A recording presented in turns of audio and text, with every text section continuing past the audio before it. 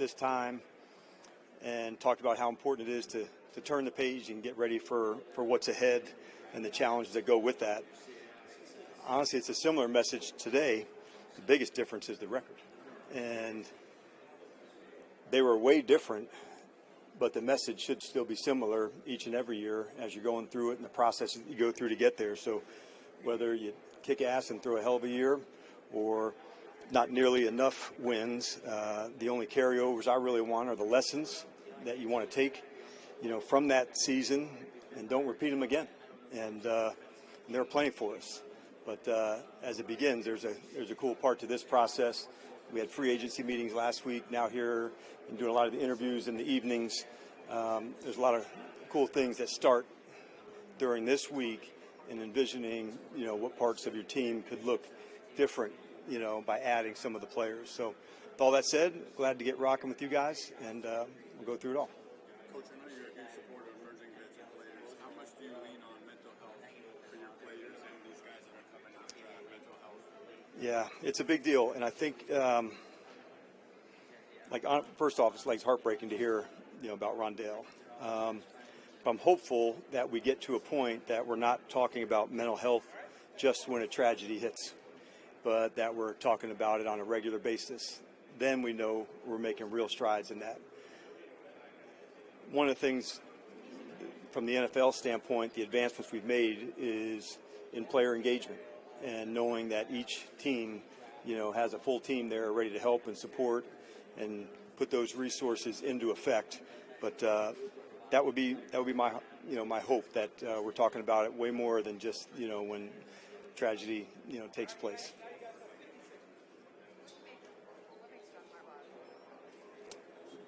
John, yeah, I think one of the things I really respect from their team, like an identity, and those are things that can stand the test of time and last. But I thought, just when you're playing his teams through the years, it's going to be a tough game, and the attitude, the style of the team. Players may change, and they did, through the years. But I thought the identity of John stayed consistent, even though scheme may change offensively, how they would do things. I think that's the mark of a really good coach.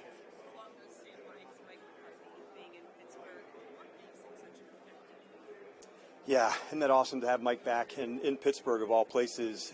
It's such a cool thing. He has such pride of being from Pittsburgh, and so any of us that know Mike, we've all heard Pittsburgh stories. But I think it's fitting for him to go there because when I think of Mike, I think of discipline, I think of toughness, I think of things that, like we were talking about Harbaugh, that stand the test of time in coaching. And I got to see that firsthand, with Mike and what that looks like on a regular basis of really high standards, not letting it slip. And he's going to do great things there. It's a fantastic organization. I thought that's just a great fit for Mike and for Pittsburgh. Heading into next year, where do you think the biggest improvements can be on the roster or the coaching staff in general to return to an NFC championship or NFC? Well, we did a lot of digging to start off, and so the first piece of that, we've had some staff changes that we've went through, and although those are difficult, there's also a lot of excitement that comes with that. How we'll feature the players, what things would be different. And then the first thing you want to do from a player standpoint, obviously we evaluate our own team on the roster, how would we feature them, who are free agents, and then the whole next process begins, free agency around the league and then through the draft. So you just don't want to miss one step of those. The first step for that was on the coaching side, then it goes into your own team, and then free agency, and then finally onto the draft. So it takes the full process to get there and go through that. And then as you get into the spring and training camp, putting your team together and creating standards like we talked about earlier, that's why I love coaching, honestly, is putting the puzzle pieces in the right spots to go make that happen. We've got a lot of heavy hitters on this roster, and I can't wait to get back to work with them. We're close, Nikki. We're, I would say, probably a day or two away from all the way finalizing, but yeah, for the most part, it's pretty intact, and we've had good meetings with the coaches. They've begun that process. We had a week last week where a lot of it was devoted to free agency, but it's been nice to see David and Durante and the staffs, kind of build their connection as they're talking through systems together. There's some good energy that comes from that because you're actually starting at the beginning to say, well, this is why we're going to call this, and this is how we want to play this. And so I like that feeling of what that is, and I like what I'm seeing so far from them.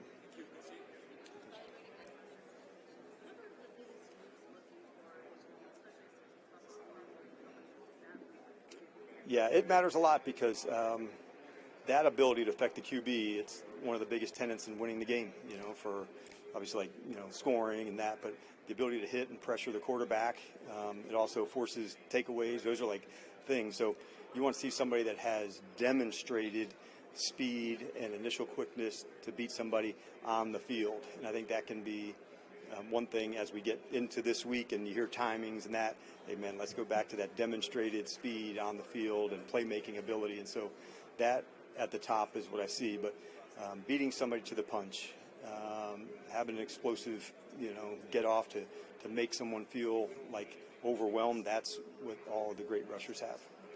Because that.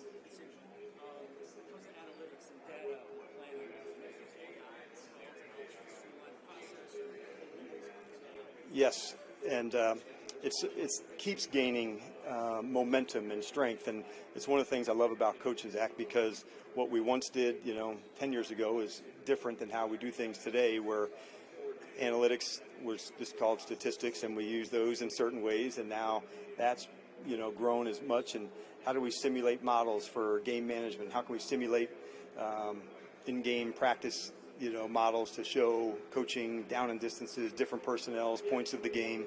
So, yeah, I think it's going to continue to grow, and it is one of the fun parts of the job. How do you balance it all with coordinators, scouts, yourself, and especially having two young coordinators now? How do you value their input? Yeah, and I think it starts with Adam, wanting to be collaborative with the coaches, and the coaches also being able to deliver the information that Adam and the scouts need as well. And so there's nothing, the college scouts who are on the road, at the schools, at the games live, they start the entire process and drive so much of it. And so the coaches get to come in and add a vision of what the player could become in our system. So there's definitely a blend that I think takes place. From the better the scouts and the coaches connect and know one another, the easier it is for them to see how they would fit into the offense and the defense. And so that's why through this spring, there's some important processes to go through with both coordinators, coaching staff, scouting staff, to keep encouraging that dialogue, amongst each other. When you do that, is that something that you're a coordinator and somebody treats you that way or allows you to do it a certain way? Yes. From my first time being in the NFL, it was at the San Francisco 49ers, and that was my first experience into that. When you were a college coach, you did the recruiting and you looked at it. And so I would say a number of the people there taught me what excellent could look like in pro football. A guy by the name of Bill McPherson, who had been a coach and was the pro director at that time, talking about DPRs. At that time, I didn't know what that was, and how would you feature a player or a short yardage fullback, and how different players help the roles and how they go to win. And so since that time, I've been much more interested in what a player can do and how would we feature them than the traits of things that they don't have. And I think that's where it all comes together, as opposed to what a player can't do. Is what can they at the very highest level, what makes them so unique and excellent, and try to put them in those spots as often as you can. As somebody who's into self-assessment as you are, what do you take away from the past year? Change for this year? Has that already started? Yes, it definitely has already started. I would say, how I'm structuring my own time, I think, is a big piece of that too, Ben. But as we're going through the spring, as we're getting into training camp, those are other things that you'll see some differences that, that would feel, differently for me and for the players. So there's a lot that I'm going into, and the systems and the processes that we're going through. I've actually started that before it was the end of season evaluations, then the the free agency process. So I've tried to implement as many of those as I could to make sure I'm hitting all of those at the highest level that I can.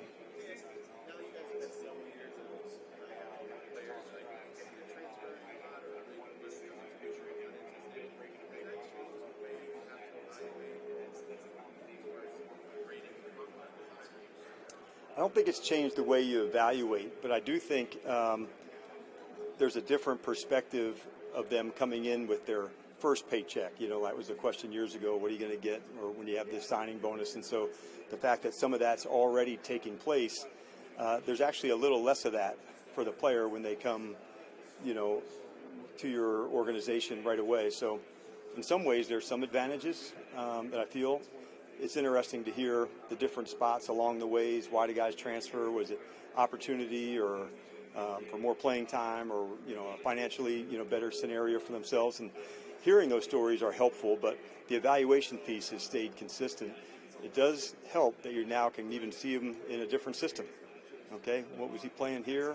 What was that the year prior? How would that look like? And so having different connection points to that, I think that does help.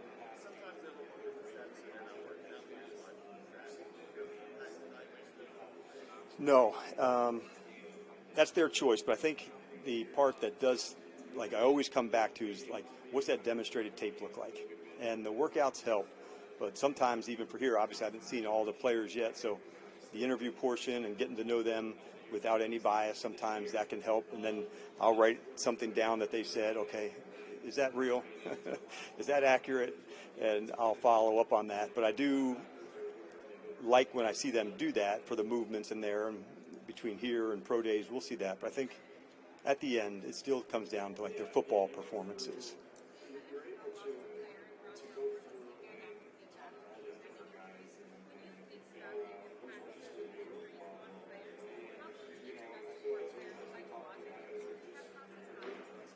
Yeah, it's a big topic, and earlier we were talking about the mental health, not just when a tragedy, or in this case that you're referring to, is when an injury takes place, but making sure how's the ball player doing, also, and more importantly, how's the man doing, knowing that you do feel isolated and separate from the team in those spaces. And so I can't speak for everyone else, but from my own spot, I want to check on them first to see how they're dealing with the injury, dealing with the surgery, because on the swing, when it's getting closer, that's easier, because then there's something close back to returning to play. When it's the initial parts of it and knowing I'm staring at 6 weeks, 8 weeks, the entire season, those are harder conversations, and you just want to make sure they're checking in. And so I love, even during this time, although it's lonelier, but having the players who can do their rehabs in the building, I like it selfishly because I get to see them and check in and see how they're doing. And everybody's got their own process to do that, but it's very important.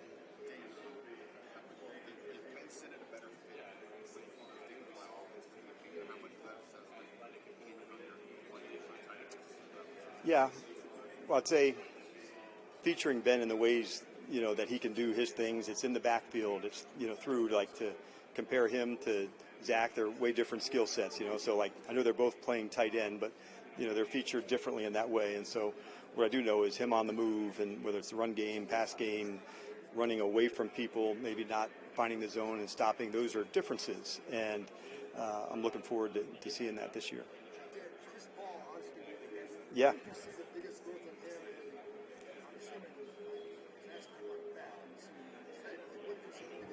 Yeah, super proud of Chris. I thought the development, that he made, and playing alongside of Laramie, I thought a couple things that jump out to me, John. I thought the combination blocks with the two of them, these are strong people that could move people off the line of scrimmage. And then I thought, because of Chris's athleticism, the things that showed up the most to me is him in pass protection. And so having the ability to mirror somebody, to stay in front, those were the things that I saw week after week from Chris. It's not easy, that spot, back up, but to see that time for him to develop, I thought that was a big deal and something I'm proud of him for sure. Yes, but we're going through the whole process like everybody counts in that, not the same, but everybody's part of it. But, yeah, definitely somebody that, obviously we're keeping close tabs on. Adam and his team are going through that. I already know.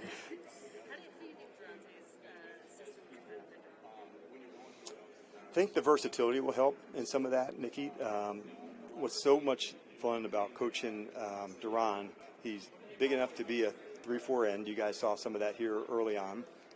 He's got the strength that can play inside at nose tackle and quickness to move. So to see JK and he and Johnny, and how do we feature them on the field together some, having the three of those together, that excites me, honestly. These are guys that really love to battle and compete. And so because they're versatile, it gives Durante even more options of how to deploy and how to match up guys. So it's a big deal for us.